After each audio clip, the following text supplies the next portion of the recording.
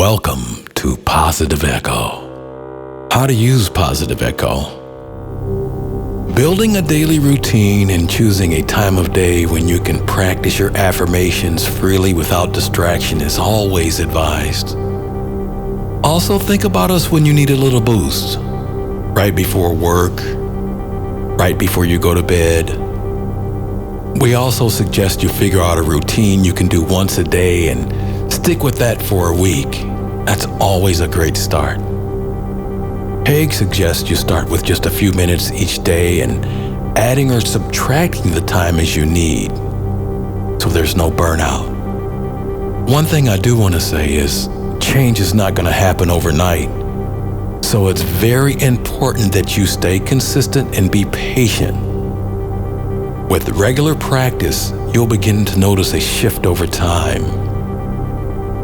At first, try to complete 21 days with your daily practice of positive affirmations. This could be just tuning in for 10 minutes at a time, 15 minutes at a time. But we suggest you stay consistent, and thank you for visiting Positive Echo.